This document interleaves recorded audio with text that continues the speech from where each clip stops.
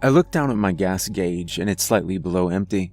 I have a good feel for how far I can push it, but I should really start filling up the tank all the way.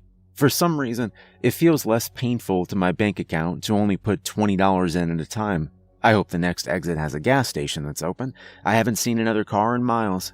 A few minutes go by, and I can see the green exit sign growing in stature as I approach. Charkaroff, exit right. I've passed it many times on the 7-hour journey between my hometown and my college town. It always looked like a forgotten and depressing place from the interstate. But tonight, it was my only option. A sign on the exit ramp indicated that a gas station was 1 mile to the right. Nothing else was listed, nothing else was out there, just woods. The logging companies must have missed this place years ago. You don't normally see trees this big. I can hear my dad's voice telling me that this is what you would call an old growth forest. It's what the whole state used to look like. When I pulled up to the dimly lit store, I questioned for a moment if it was even open. This place was stuck in the past, but time had still taken its toll on the antiquated gas station. I spotted movement behind the counter and parked beside one of the 2 gas pumps that they had. A small rusty bell jingled as I opened the door and walked in. "Can I get 20 on..." I look back at my car. "2. "Do you have cash?" asked the old clerk. He seemed happy to see me. "Our credit card machine's broken." Yeah, I do actually. I always keep a 20 hidden in a small fold of my wallet for just such an occasion. I hand it to him, and for a moment it's silent, other than the clicking of the register and the printing of the receipt. "You passing through, or is Charkaroff your destination?" he asked. I will most likely be the only person he sees tonight. These small islands of conversation are what keep you sane when you're on the night shift. I know from experience. I work part-time as a security guard. "Oh, I'm just passing through. No offense, but there doesn't seem to be much to stop for here." "No offense taken, young man." The old-timer smiles as he hands me the receipt. "There's only 2 reasons people stop in this town. You're either stopping for gas as they pass through, like yourself, or they come looking for Barrow Mill." I was just about to turn to walk out, but that name piqued my interest. Barrow Mill? I repeated. "Oh, it's just a local legend. Back when more folks used to live here, they'd tell their kids stories about a cursed and wicked beast that lived out by the mill. I'm sure you were told something similar when you were little to keep you from wandering off at night." "Yeah, my granddad would tell me about bloody bones. I spent years looking over my shoulder because of those stories. So, what do they call this thing?" He seemed to hesitate for a moment. "Methuselah's dog." "What?" I asked. Methuselah was the oldest man in the Bible. He lived 969 long years, according to the stories. This thing has been around for generations. "Have you ever seen it?" I asked. "Well, no." The old man chuckled. "I know somebody that knows somebody that has a cousin. You know how it goes. More than likely, somebody ate the wrong kind of mushrooms and saw a coyote. A few rounds of the telephone game later, and a monster is born." "But people come looking for this thing?" I asked. "Oh, yeah. Mostly folks around your age. They head down to the mill with their flashlights and a cooler of beer. It's a good excuse to get scared and huddled up to your girlfriend." The old man smiled in a way that let me know he'd used the same tactic when he was young. "How do you get there?" I asked. "Oh, it's not too far. You take a right out of this parking lot and you drive about 5 miles. You'll see a road to your left, but you gotta drive slowly, because if you don't, you'll miss it. There's no street sign, and it's a little overgrown. Honestly, it's more of a trail than a road. I see you got a 4-wheel drive." He points to my 2001 4Runner at pump number 2. "Drive until the trail dead ends. When it does, get out and walk straight into the woods, and you'll see Barrow Creek. Walk with the flow of the water and follow the creek for about 20 minutes. You'll run straight into it." "Easy enough," I said. If you go back there, make sure you go with a group. His eyes narrow when he says this. Why do you say that? I ask. Well, they're just rumors and stories. But the odds do seem in your favor if you're not alone and if you keep the campfire burning. I thank the old man for the interesting conversation and the directions. I tell him I'll wait and I'll come back with some friends. We say our goodbyes and I walk out to my car.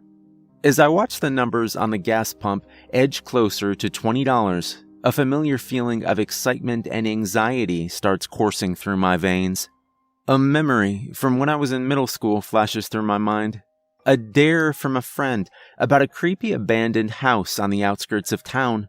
Not just any dare, but a double dog dare to stay in that house all night by myself.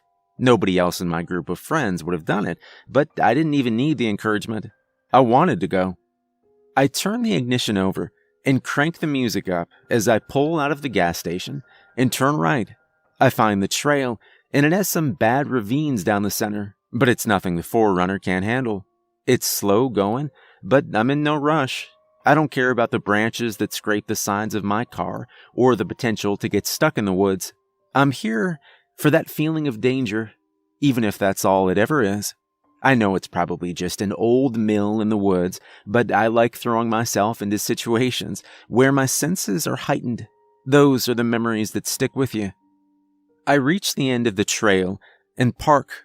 I get out and walk straight into the woods. I bring a small flashlight that I always keep in my car.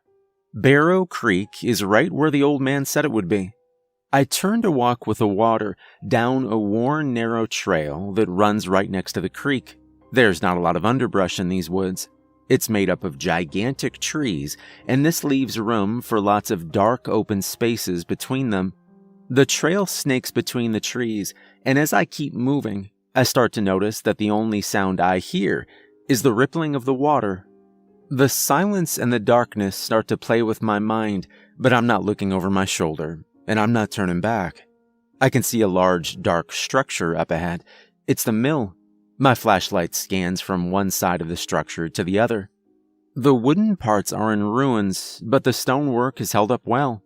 I pause for a moment to admire the mill. It was worth coming out here just to see this. He's not in there, a corrosive and lazy voice says to my right.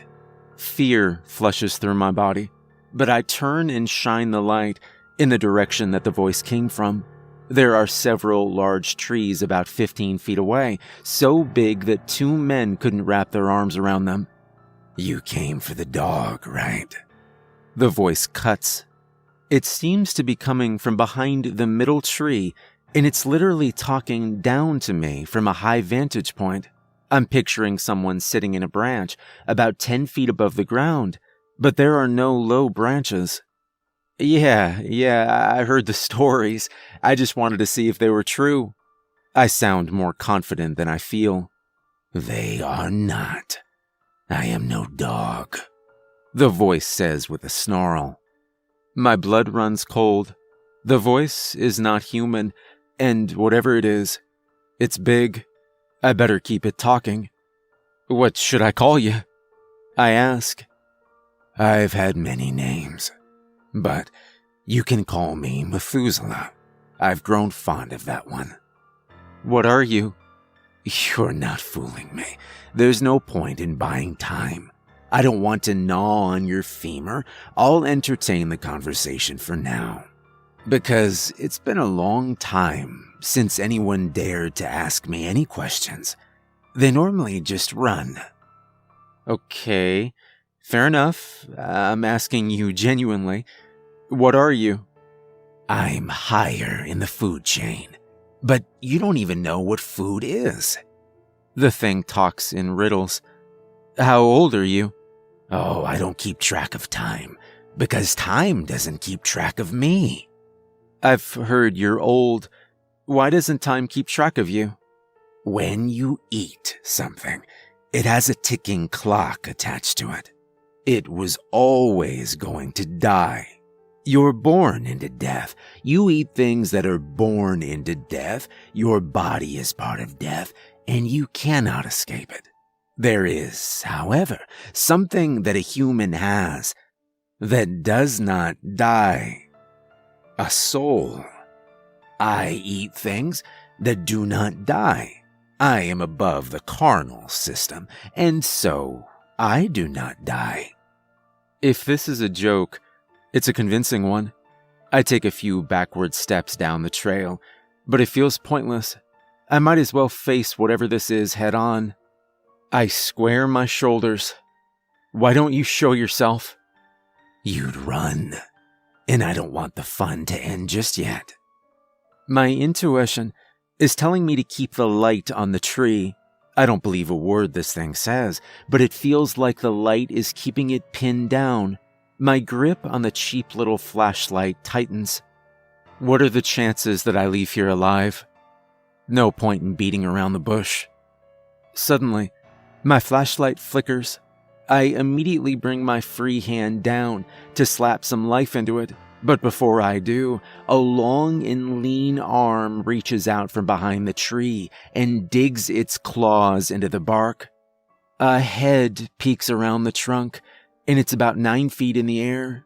It's nearly pitch black outside, but this thing is darker, and I can see the twisted face of a killer staring back at me. This isn't Methuselah's dog. This is Satan's dog. Anubis would recoil at this twisted version of himself. The teeth and the eyes contrast with the night, but just as quickly as it appeared, it was gone. My light flickers back on. That light is not going to last long. It seethed through a voice of gravel. I take a few more steps back, and the dry fall leaves that cover the ground announce my every move. It starts laughing. Turn your back and run. See what happens. There never was anything in that haunted house when I was a kid. I'm in way over my head this time. I don't have a group. I don't have a campfire. I don't have anything. Just this dollar store flashlight and a bad habit that I haven't been able to quit. I fumble in my jacket pocket, and down below my cigarettes is my lighter. I'm sparking the flint before I reach the ground, and in 30 seconds, I have 10 small flames going. I hear stomping and tearing from behind the tree, but it hasn't rained in weeks, and the fire is picking up quick. I keep feeding the flame and spreading the fire until everything this side of the creek is ablaze. I take my jacket off, wrap it around a large branch, and stick it in the fire. After it catches, I take off with it in one hand and my flashlight in the other, and I run as fast as I can. My lungs are burning, and I nearly fall several times, but I don't stop until I reach my car. I turn the high beams on and reverse down the trail at a reckless speed. My tires squeal when they hit the asphalt, and as I pull away from the trail, I hear a blood-curdling howl that threatens to break my windows. I don't look over my shoulder. I just keep driving.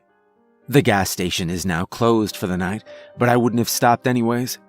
I hit the interstate and see how far the $20 will get me.